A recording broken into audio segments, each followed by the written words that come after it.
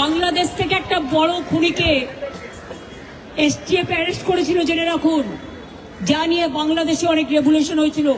অন্য দেশের কথা আমি বলছি না, আমার বলার অধিকার নেই, কিন্তু আমি যেটা বলছি পয়েন্টটা। তারপরে তারা মেঘালয় দিয়ে বাংলায় চলে আসে। বাংলায় যখন চলে আসে তখন আমাদের এসটিএফ তাকে ধরে, এটা তাদের ক্রেডিট।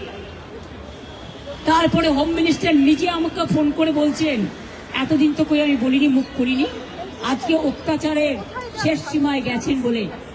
কারণ এটা জানে, আমি এখনো নামটা বলছি না ভদ্রতা করে, বাংলাদেশের লোক উত্তাল হয়ে যাবে। আমি সেটা চাই না, আমি দেশকে ভালোবাসি না, বলবো না দেশের স্বার্থে। কি বললেন? आप थोड़ा आपको बंगाल पुलिस को बोल दो ये बात बाहर में नहीं कहने के लिए, ये देश के लिए है।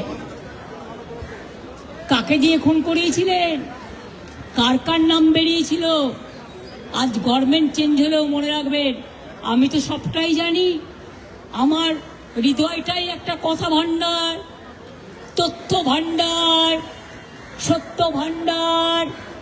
আমি তো সম্পদের ভয়ে কর্মীদের জলে ভাসিয়ে দিয়ে দল ছেড়ে চলে যাব না। আমার তো এক সেকেন্ড লাগতো। আমাকে তো কতবার বলেছে क्या चाहिए, हर कुछ कर देंगे अगर आप हमको मदद करेंगे तो। শুনুন, আমাদের পার্টির একটা নীতি আছে, আদর্শ আছে, দর্শন আছে। আজকে আমার দুঃখ একটাই, যাদের জন্য সারা জীবন করেছি তারা আজকে গদ্দারের সাথে লাইন করছে। তোমার এলাকায় যখন বাড়ি ভাঙে 7,000 লোক, আমি নিজে ফোন করে তোমাদের যেতে বলি, তোমরা যাচ্ছ না। দাঁড়াও ভাই, একটু চুপ করো। আমি আপনাদের বলি,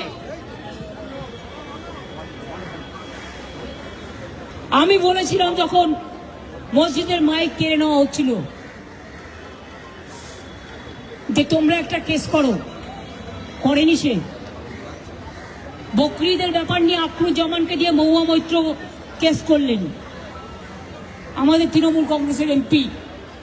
আর যারা আজকে গদ্দারি করছে তৃণমূলটাকে ভাঙবার জন্য, আমি বলি ঈশ্বর আল্লাহ তেরে নাম সবকো সুমতি দে ভগবান।